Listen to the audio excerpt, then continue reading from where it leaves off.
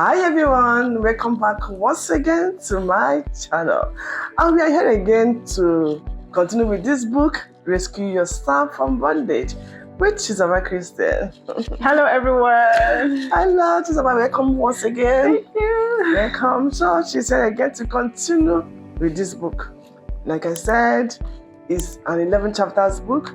She has done 10 chapters book, yes. She has done 1 to 6, right? Yeah. Today she's going to start from 7 and 8. Yes. Yes, this is the 4th segment. We are in 4th segment. And it's getting more interesting, even as we progress. Yeah. Yes, okay. Now let's hear Chizoba continue from where she stopped. Okay, ma'am. Okay. Thank you. It is always a delight to be here. Yeah. So I will be starting from chapter 7 now. Chapter 7 says, raising up candles for the last heaven.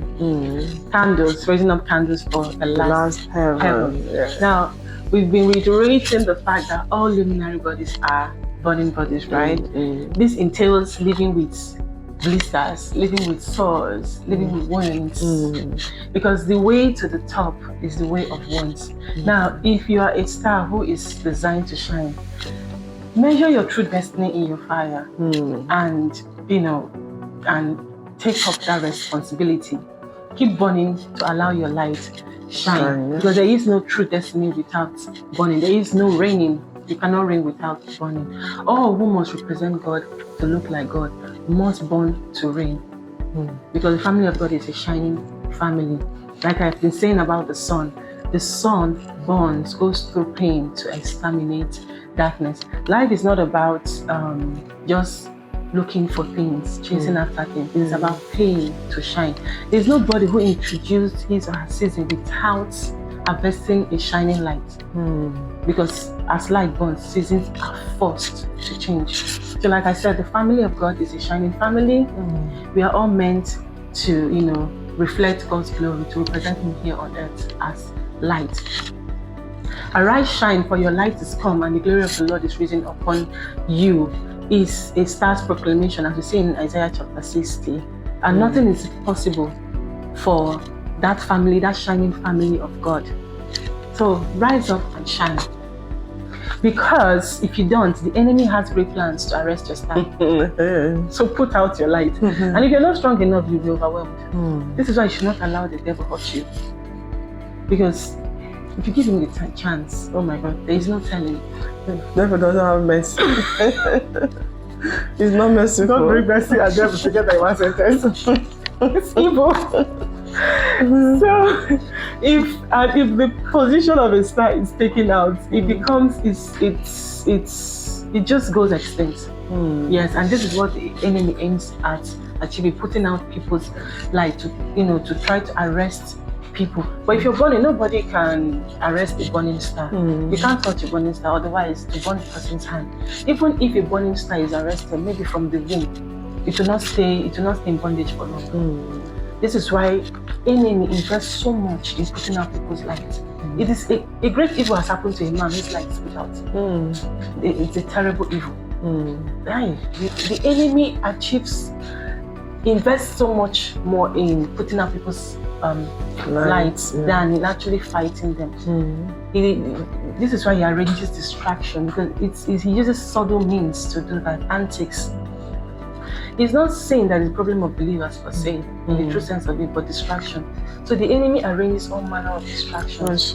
Yes, to distract and destroy people, move them away from that position. This was how Samson was killed.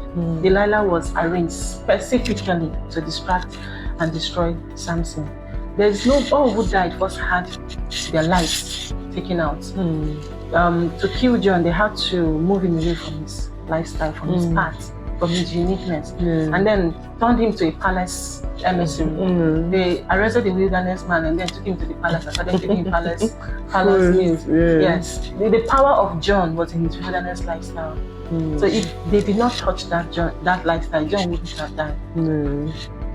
Some people rise at some point, fall, families, people, because they settled for fake prosperity. Fake prosperity is the one that does not come with candles. It's the one that did not come with that trading, burning out, that's seek first the kingdom of God and His righteousness. So they left that God person and went for things. And over time, after the subtle thing is after things finish taking their life to see the night. That's the mystery of that rising and falling. When Jacob met the altar of his grandfather in Genesis 28, God appeared there and called it a gate. So altars are gates of heaven. Moreover, that gate remained open until Jacob, that's 2 generations later, met it. That's to tell you that the candles did not go out. The candles of the altar did not go out, so it kept the heaven open. And then the grandson of the man who raised the altar met God there. So the idea of rising and falling just means that prosperity did not come from an altar. There was no priesthood involved. Yes, it was just stumbling into things. And by ordinance, people don't sustain things that way. There is nothing as powerful as establishing or raising the altar that will declare your destiny. Chapter 8 says, the reigning stars of the heavenly kingdom. Now, we cannot talk about heaven without successfully talking about its pillars. Revelation chapter 3 verse 12 says, and to him who overcomes will I make a pillar in the temple of my God, and he shall no more go out. And I'll put on him the name of the city of my God, which is the New Jerusalem, which comes out of God. And I'll put on him my new name. So there are things people cannot again go through, suffer or lack after they have become pillars. After they have become pillars. Yes.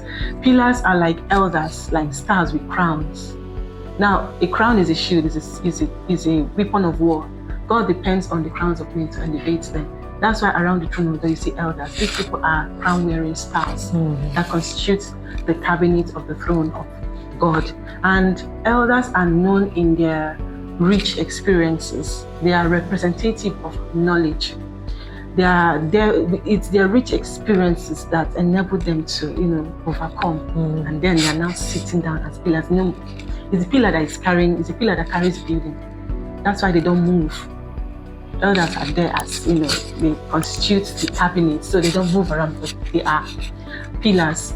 So I said, it's their rich experiences that qualifies them to be there. Now, what makes an experience rich is pain. All the lives of all great men are told in their rich stories, the painful stories that qualify them to be recorded.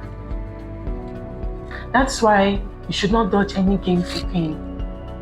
Don't dodge any pain that is there to elevate, because that story is what has your immortality. Yes, if there's anything you should do it. Because your honor before God is in the aggregate of pain you can take on behalf of God. Now, the elder who stopped John from crying when there was no one found what in Revelation chapter 5 to open the sealed book. The elder who stopped John from crying stopped him because he could already see the solution to the problem. That's why he's an elder. So all believers are meant to be witness. It's not by choice, it's what you are expected to be. And a witness means you must have a story to tell. So use your life to establish that tangible thing, because that's the only thing that will make you happy here on earth and in eternity, because it has your immortality. But it starts first by recognizing what it is and knowing where it should be established, knowing the place, because everybody, there's an altar where your destiny is tied. Recognizing it and start making right investment, because your story is not meant to be told everywhere. Joshua was happy being identified and recognized around Moses, and that's why we know his story. So that established his immortality. Now in Revelation chapter 5, as I've mentioned, the elders, right?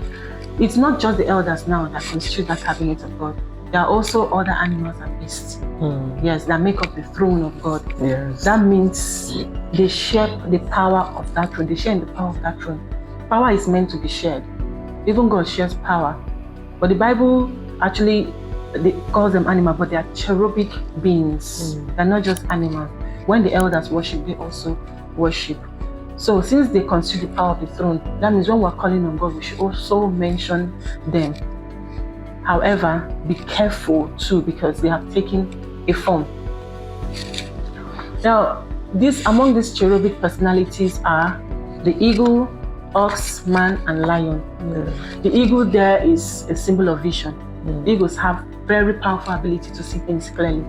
They are also an animal of retreat and excellence that soar to high altitude, and they will never eat dead things like vultures because of excellence, so they don't settle. The ox, on the other hand, is part of that cherubic personalities being that keep that cabinet, constitute part of the throne of God. The ox is there as a traveler. This cherubic personality is the part of God that recognizes sweat. So it provides food because it's a carrier of burden. God can decide to make you a burden lifter. Now, when such a responsibility falls on you, don't dodge it. Yes, they're identifying what you're meant to change. How's your immortality? Taking up that responsibility. So if there's anything you're meant to identify and change, do it. Don't dodge it. Take up the responsibility for it, because to establish your immortality. Part of the cherubic being also is man. Man is a thinking personality. That is why it largely depends on us to reason out how things should go on earth. That is what man is there for, reasoning common sense. Then lastly is the lion. The lion is a royal being, a bold and voracious being that is not afraid and can get whatever it wants. Now, all these cherubic beings are there in heaven to keep our stars burning. The Bible said they travail because they want to help us. So this is why you should make demands. You should learn to make demands on them. Know how to employ them in situations based on what they represent. The ox is there representing labor, sweat. The lion is there for royalty, man, eagle, excellence. For instance, when you're going for retreat, the eagle is the person to get with you, to get to keep company with you. So learn to call them because they're there to help us. Thank you so much for your patience. See you again in the last. Over to you, ma'am. Thank you so much, Chizoba Christian. Welcome back. Thank you too. So we have come to the end of the fourth segment. As Hannah has said that no matter the travel you're going through, even how negative it is, don't dodge it. Yes. So long as it's bring glory at the end. Yes. Don't dodge it. Yes. So we will continue, to the last one. Yes. The last segment. Exactly. So we are going to come back for the last segment. Don't go anywhere. Join us in the next edition. And before we call it a day today, I need to remind you to always listen to the previous segments. Segment 1, 2, 3, and even this one, segment 4. Make sure you listen to it while we come back for the last one. Yes. So see you again in the last edition. Stay with Chizoba Christian. See you again. Thank you. So, bye. Bye. Thank you.